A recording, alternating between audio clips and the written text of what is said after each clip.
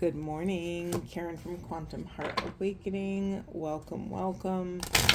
Today we're going to do a twin flame reading. Let's see where we go. Deep breaths, everyone. In through the nose, smell the flower. Out through the mouth, blow out the candle. All right. Masculines on the left, feminines on the right, and union energies down the center. For masculine spirit, for masculines, thank you. Anything else?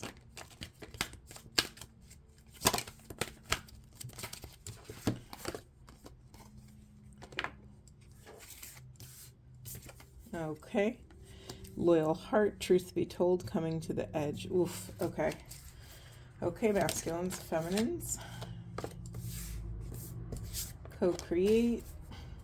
Anything else? Okay. Serendipity and blessed. Union energies, spirit, union energies. Thank you. Anything else? Thank you. Anything else? Okay. Interesting. Mending. Honoring the fates. And there and now. As always, let's see what's in the unconscious position. We have the yang energy.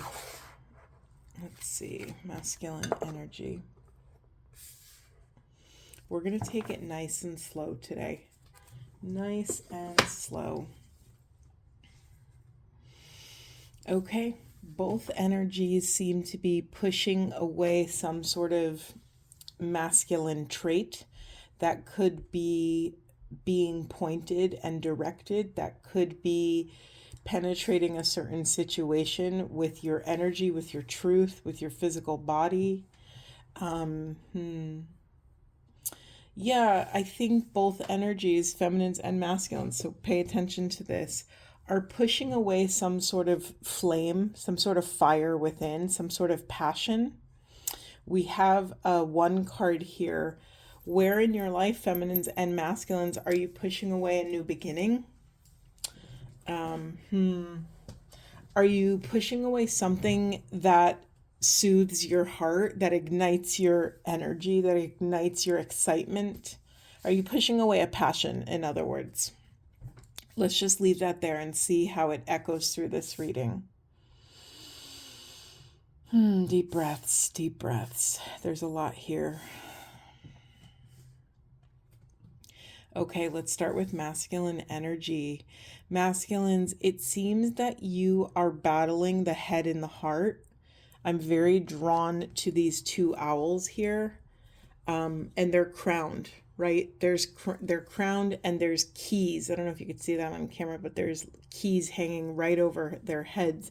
It's like you have all of the wisdom, knowledge, self-love to unlock this mystery for you, to unlock this puzzle between your head and your heart. Yeah, it's a 35 card reduced. We have an 8 infinity. It's the sort of cycle, an unchained, unbroken cycle between the head and the heart. It's very common that we're always, as humans, we're going to battle the head and the heart. We're going to have an intuition maybe in our hearts or our guts, and then we're going to run it through our psychological, mental, logical, rational minds to assess, is this an appropriate action? But I think masculines, what you're being invited to anchor is to give your heart's deepest truth, your heart's most authentic expression, a seat at the table. You might be used to making only logical, rational decisions, but what's coming to mind is that line, would you rather be right and alone? If you only make decisions from your head, only make logical, rational decisions, you most likely will isolate your heart. And when you isolate your heart, you cauterize that flow. And when you cut off access to that flow, it's harder and harder for you to make connections in community, in your personal relationships. Yeah. Okay. You're being called to, oh, I laugh because I kind of went there without looking at the cards. You're being called to come to the edge of your truth. What would be the edgiest truth that you could admit to yourself? You're being called to be authentic in your deepest expression, your deepest desires, to unleash. Look at this. Look at this cage. It's flung wide open and there's all these little hearts coming out of this owl. An owl is usually a symbol of wisdom. We have a 14 reduces to a 5. 5 is a number of change. You're being called to make these changes, to take your mask off and to unleash your soul's deepest truth so that people can actually meet you at your edge. And maybe that sounds really terrifying and really scary, but we have to at some point quite literally leap off the cliff and meet ourselves at the edge of ourselves. So many of us try to control how much vulnerability we share, masculines. And when you try to really limit your vulnerability, you limit how deeply you can connect with people. And that can be really isolating. It could leave you feeling alone. It could leave you with some anxiety, with some depression. Hold on, I need to look at this card clear. There's something on the ground. Wow, I've never noticed that before. Can you guys see that?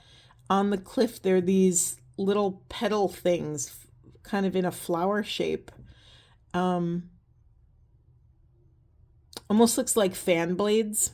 I don't know what that is, other than, to honor the sort of blooming that needs to take place when you dare to come to the edge of yourself.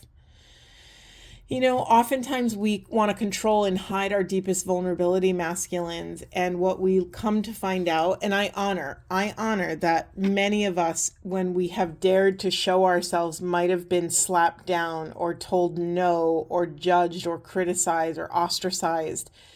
And I understand why those experiences would close the heart, where you would find more safety in closing your heart than opening your heart and taking a chance. This is pointing to you having to take back your power from people, places, experiences, memories where your energy doesn't belong, and reclaim that power over your own vulnerability. The world mirrors back to us what we experience within ourselves.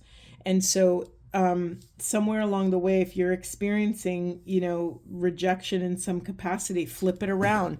Where in your life, masculines, are you rejecting yourself, your truth, your needs, your desires, your fears? You're being called to take radical accountability for your own authentic experience. Oof, masculines, not a small thing, not a small thing. Okay, feminines, let's drop in.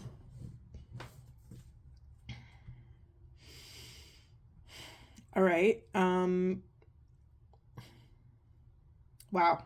This card, I love this card. It's one of my favorite cards in this deck. And it's a co-create card, but more importantly, look at all of the interesting, wait, hold on. I have to look at it closely myself. There's this one thing that I don't really know what it is. Oh, maybe that's a tail. Anyway, look at the juxtaposition. We have the cheetah, who is known for their speed. We have the wise owl, who can balance on the most intricate little tiny wire because of the wisdom they have of themselves. They know they have faith in their wings, that if anything should happen, they could rely on themselves. And then we have this beautiful egg here at the bottom, the symbol of, birthing something. In Twin Flame Land, it's also my ovoid of creation. The twins came out of a singular ovoid, ovum, whatever you want to call it. And so there's something here about stability, feminines. We have a 40 card reduces to a 4, or you could say this is an ending and a new stability rising. Yeah, like the 0 for me symbolizes like closing of a loop and ending up in stability. When I think of 4, I think of the 4 legs of a table. 4 legs of a table makes that table incredibly sturdy. Okay. I laugh. You're blessed, feminines. Whatever this next chapter is, you're coming out of sort of this protective shell here. When you think of a snail in a shell, or a conch, however you pronounce it, a snail is a very mushy, sensitive, vulnerable thing, and yet they wear this hard protective shell, and you're coming out of your shell with wings. You're coming out of your shell with wings, and these wings are symbolic of the profound, intense experiences you've had to go through, feminines. You've now been collecting knowledge for a very long time, and you've just been allowing it to work on you, to work through you, to truly imbue you with all of that embodied wisdom. I'm actually going to read from the book, from the Serendipity card in reverse. It is a protection message, so let me just see. Okay, protection message. Feminines, perhaps you felt almost certain that serendipitous events were meant to lead you to something better. It was supposed to be the perfect business, or that person you gave your heart to was supposed to be the one, yet it all fell apart. Consider this. Sometimes synchronicity and serendipity come together to lead you directly into difficulties in order to deliver an important lesson you need to learn before you hit the jackpot. Feminines, don't get caught up in a drama of disappointment. There really is a silver lining in this cloud. Spirit always knows what you need and is guiding you to where you're meant to go. Pay attention to the signs presented to you. Yeah, very interesting. What I'm understanding from these three messages together, feminines, that once you kind of can flip it around, once you can access, I don't love the phrase silver lining. I think in our culture, it's been thrown in a lot of people's faces who have suffered horrible things, like, trying to find a silver lining of a car accident, or something very traumatic. It can be very cold and lack empathy. So I don't love saying that. But what I can say in the realm of spirit is that I do believe in divine timing. I do believe that nothing happens without cause. Nothing happens without intention and purpose, even if it's not our intention and our purpose. So feminines, when you're able to flip your circumstances around and honor the reality of this concept that you had to go through what you had to go through to get the lessons you needed to overcome, to become the person you're meant to be, so that you can come into deeper alignment with your desires, your mission, your purpose, your soul's deepest calling, whatever that is. And the sooner you can really surrender and detach any sort of let go of any attachments to what you thought it would be, this life that lies outside of your consciousness is ready, waiting, and willing to flow into your life. So there's something here, feminines, about honoring your blessings, honoring the co-creative nature of your life, that you're never really doing any of this alone, that you get to co-create with spirit. Beautiful. Okay, interesting. Let's move on to union energies here. So, sorry, I'm getting bombarded. Hold on. Thank you. We have mending here. We have the fates in reverse and here and now. I'm just going to read 17. I'm just going to read the fates in reverse protection message here. All right, this is for masculines and feminines. Listen up. It is difficult to understand why painful things happen to good people. Fate is a mystery after all. Yet what do we do with our circumstances? The way in which we respond to life's challenges is how we rise up to greet our destiny. Now is one of those times to be aware of your powerlessness, to change certain situations, and surrender to acceptance. Hang in there. Life will only get better. Act as if you believe that, for the only thing you can control right now is your attitude. When you align with the fates, being mindful of what you can and cannot change, serenity will come to you. It's very interesting to me that that sort of message is echoing what we were just talking about for the feminines. So maybe there is something that both masculine and feminines really need to lean on their internal feminine, that sort of accepting love, that connection to source, that connection to gnosis, the divine wisdom. Something here about like return to source in order to gain some perspective. I was just going to tell you a personal story that fit in, but it just left my brain, so we're going to let it go. Oh, thank you, Spirit. So I do a lot of work with Carolyn Mace. You hear me talk about her all the time. She's one of my primary mentors. I would say I'm a Macean scholar, meaning I have really given a lot of my life to studying her work as a medical intuitive. And part of that work is energy anatomy and looking at how the chakra systems can, how we can work with them and how they can work with us. And something in energy anatomy that she talks about often is how the root chakra, or rather the lower three chakras under the heart chakra. The heart chakra is usually like a bridge to between the upper and lower worlds. So the lower world is our root chakra, our sacral chakra, and our solar plexus. This is our 3D energy big center. If you were going to lump these three, computer systems together, it would create this energy center is concerned with the realm of matter, 3D things. So our physical bodies, our physical safety, financial matters, stability, our how we come into a relationship with one another, and our creativity, and also how we feel about ourselves in the world, our confidence, our self-esteem, our ability to flow with different things.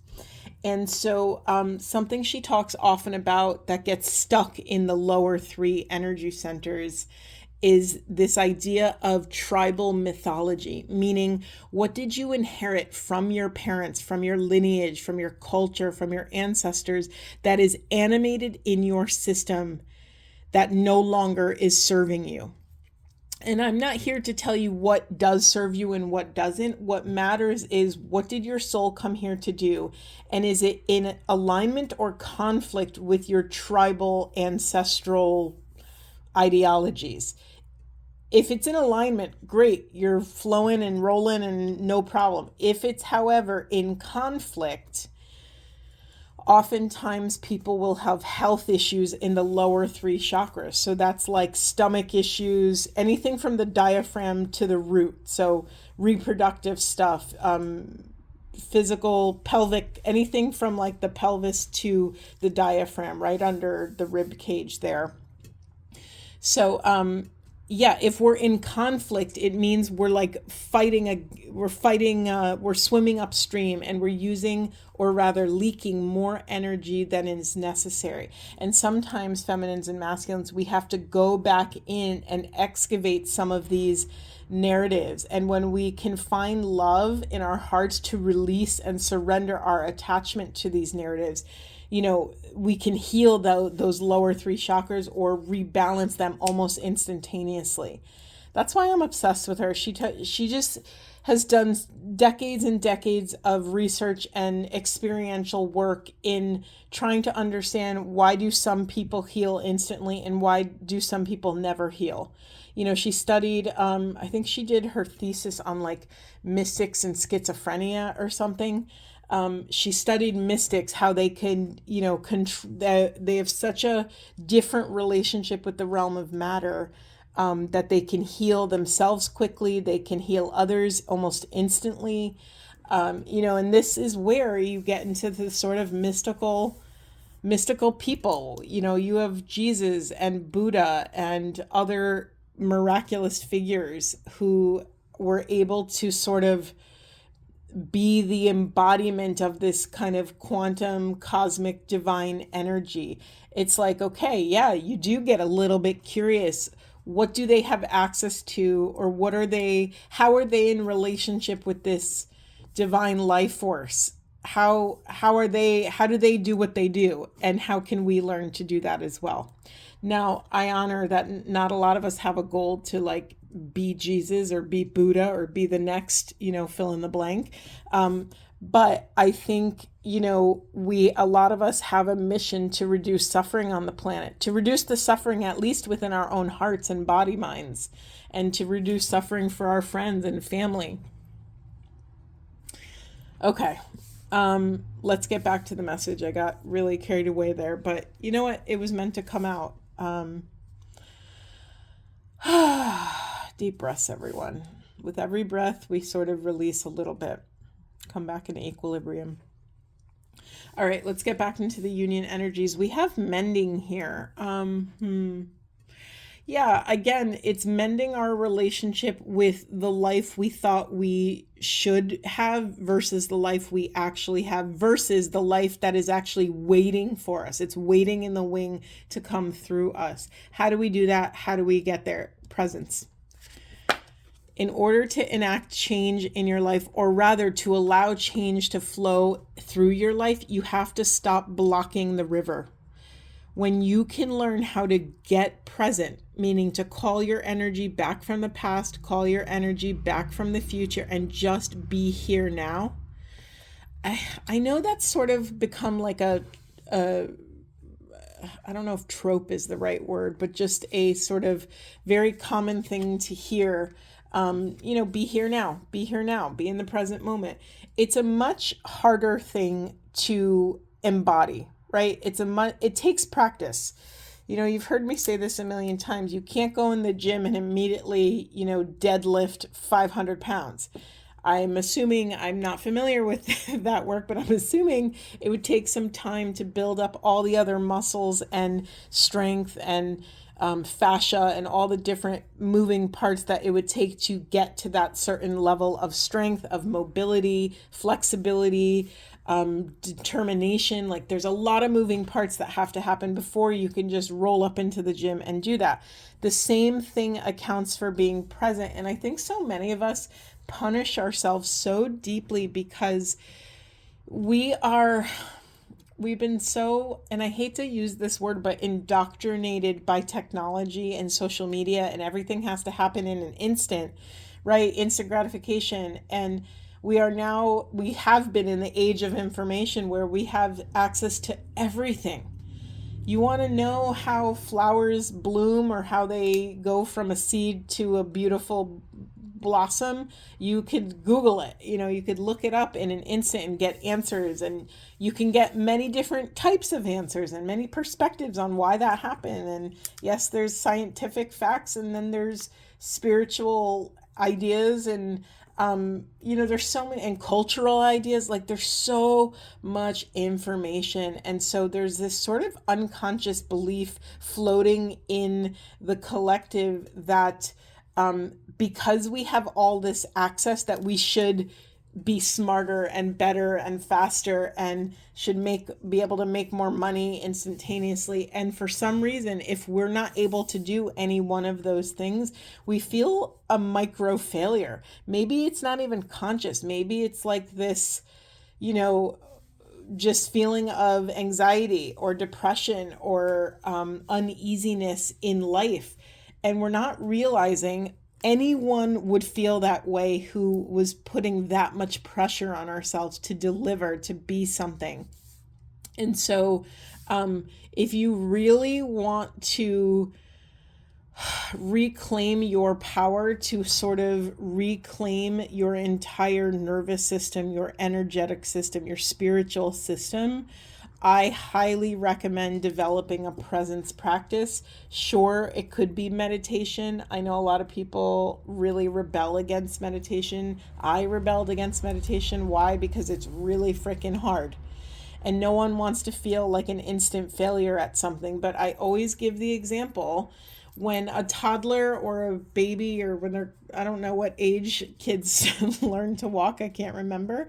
But when a child is learning how to walk and they fall down, do we shame them and chastise them and criticize them because they fell down? Or do we cheer them on because they're so excited to, try again and do what all the big kids are doing or all the adults are doing. Also, does that child judge themselves? Do they say, oh God, I failed, I fell down, I will never do this ever again? No, they don't. They don't even have the ego development to judge themselves in that way. That's why kids are so disarming, because they're so innocent. They just will walk up to someone and call them fat, or, be like, I like your nose hairs, like it's so innocent, and you can't even get mad at them because, they have no sort of like inner monologue. Everything around them is fair game. This whole world is a new exploration. And so I'm bringing all of this up to kind of invite you feminines and masculines to bring this sweetness to this new practice of calling your spirit back from the past and future. What does energy in the future look like? How does that manifest? It manifests as worry. It manifests as projection and criticism of what you think you should be doing or what you thought your life should look like. And it looks like, anything that yanks you out of the present. If you're, even if it's recent or even if it's soon, even if you're worried about a meeting tomorrow, it's pulling you out of the present. So what can you do? You can practice that calling your energy back, even if it's just as mild as bringing your intention and awareness to your breath. Just an inhale. You could focus on the air that's you feel at the tip of your nose as you inhale. Just bring your awareness to that. You could even bring your awareness to how your lungs feel when they're at full capacity. And then bring your awareness as you release. How does your diaphragm feel when pushing out all that air? It could be anything. That's a mild example to kind of rip you back out of the future and pass into the present moment. And it doesn't matter how many times you need to do that to get back. Listen, we fall down and get back up. We fall down and get back up. You've heard me say that a million times because I think it's the sweetest.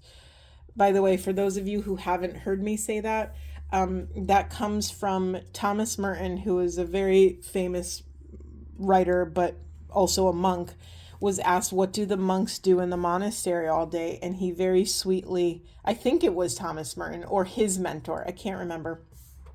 He very sweetly and humbly said to the person asking the question, he said, we fall down and get back up, we fall down and get back up, and we fall down and get back up.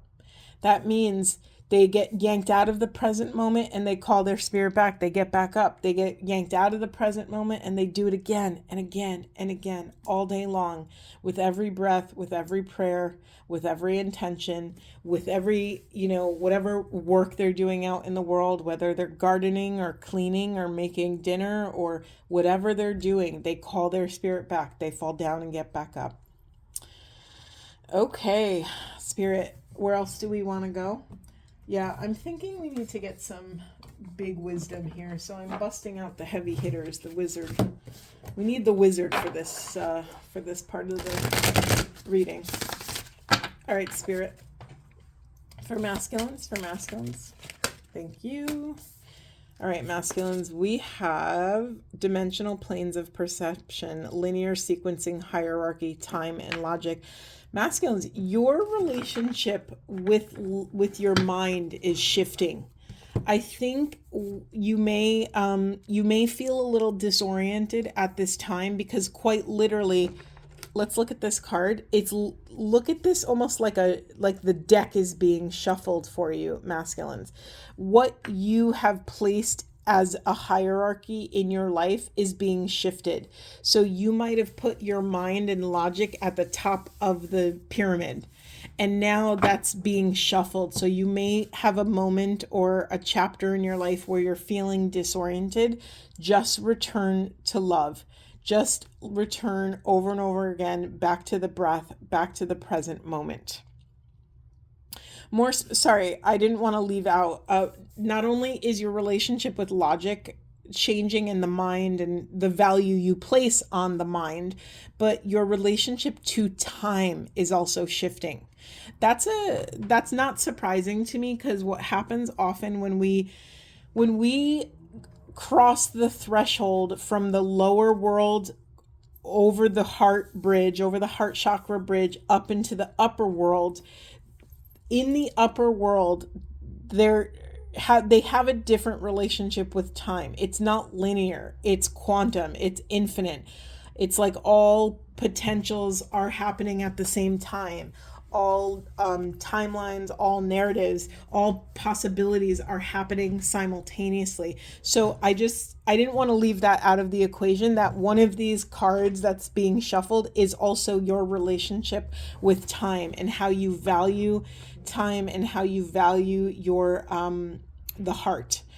Do we want another message on that? I don't want to be as so bold to say what I think is happening, but I think the top of your pyramid, masculines, is being replaced with the heart. I think this has been your deepest work on your life in the masculine narrative, learning how to stand in that vulnerability and understand that it has zero effect on your value or on your worth, has been a long-standing narrative for you, masculine. So it makes sense to me that your relationship with your value hierarchy, let's call it like that, is being resequenced right now. Okay, hold on, I'm getting distracted.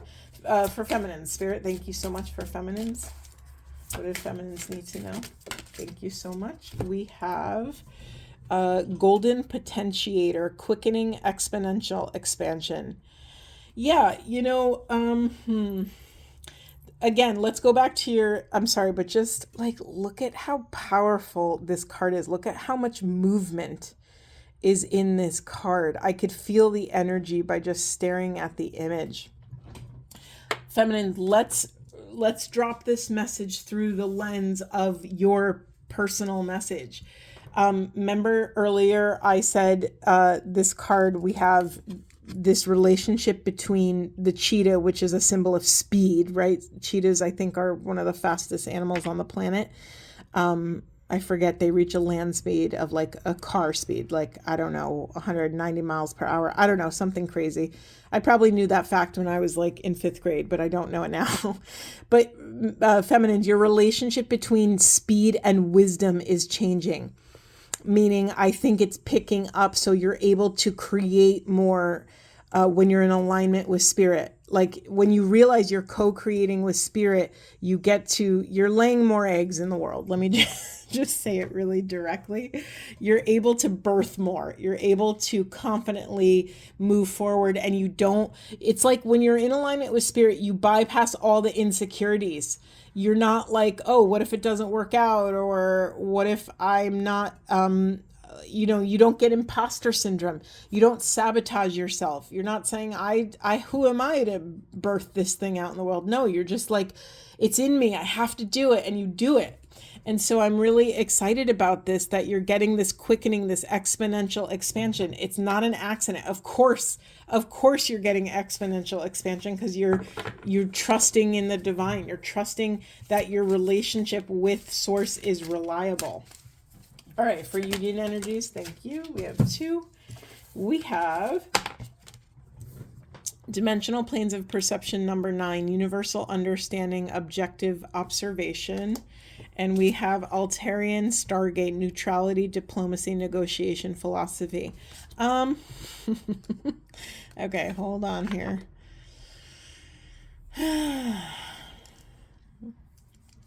So something very interesting that happens on this path sometimes is, once your nervous system gets a reference point for oneness, once you see yourself in everything and everyone, you have access to this sort of deep empathy or deep diplomacy, as this card brings into our awareness. Because of course it's easier to be diplomatic, because you see yourself in everything and everyone. So it's easier to choose not to commit acts of violence against everything and everyone. You become a integrated whole. You see yourself in nature. Nature is not other than you. The cranky person on the subway is not other than you. The abuser, let's take it big. The abuser or the dictator is not other than you.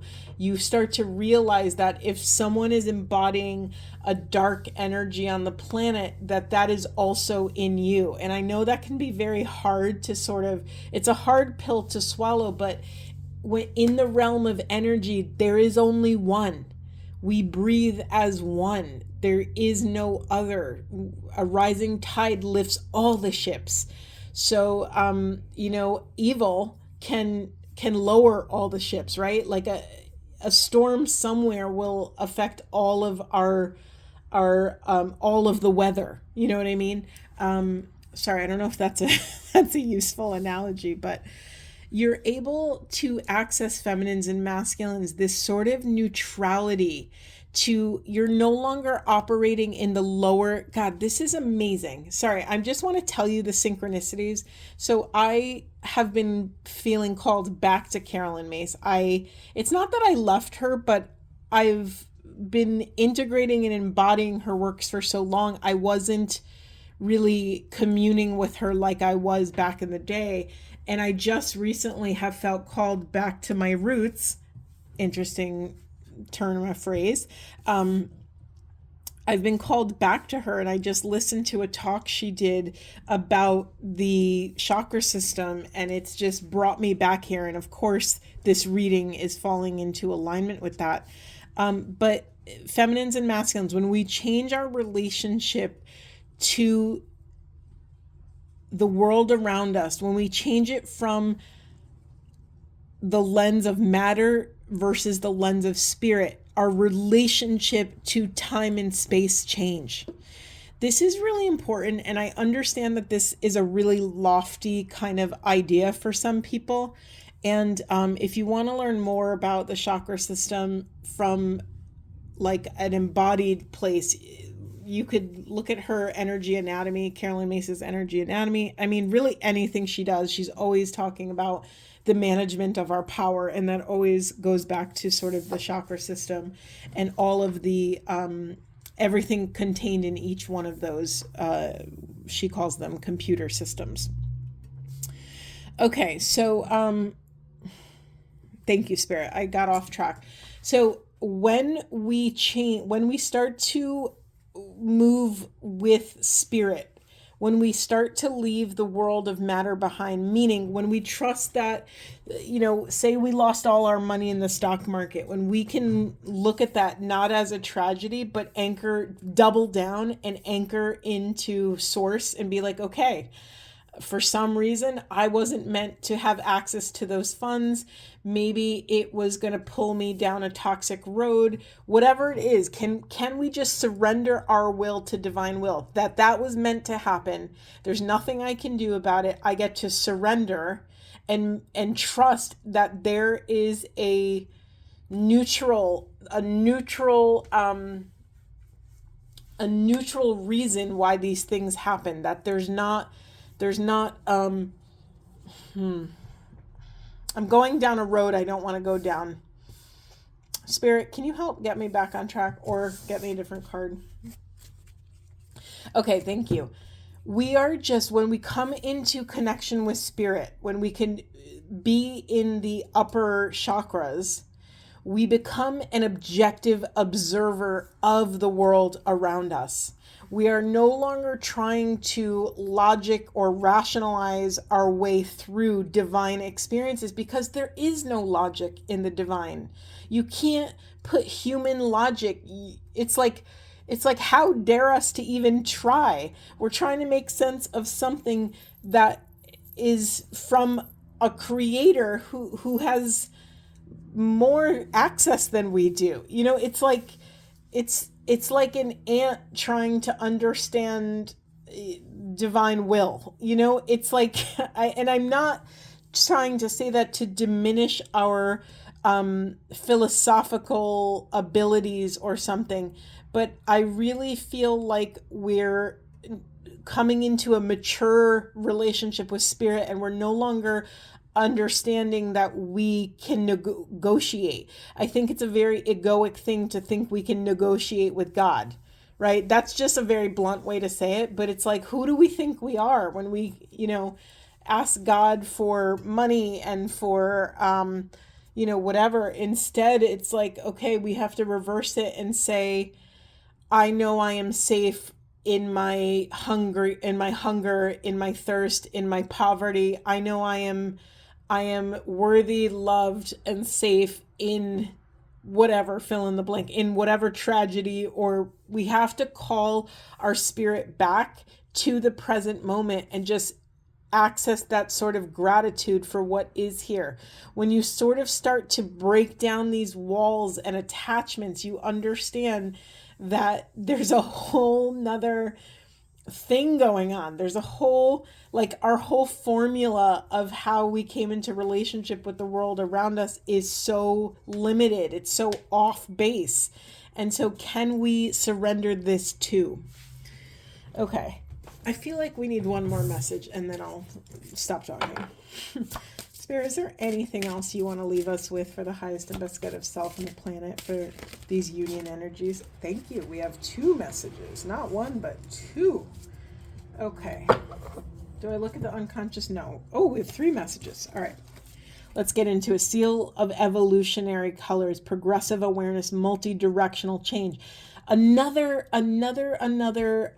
confirmation. Again, when you come into the realm of spirit and you start to work with the mystical laws, there are no rules. That you can't put 3D rules on the 5D environment. Your multi-directional change, when you start to get this stuff, when it starts to actually show up in your body, mind, heart, you will understand that change can happen infinitely and immediately. There is no, again, remember, in the masculine side of things, they're changing they're resequencing their relationship with time and logic. The hierarchy of how they thought, the world worked is being shuffled, just like I shuffle my decks. Imagine that visual of, like, this is such a beautiful, crazy visual. Imagine the visual of God shuffling the deck of humanity, and everything's changing. Everything, the way how we relate to the world around us, is changing.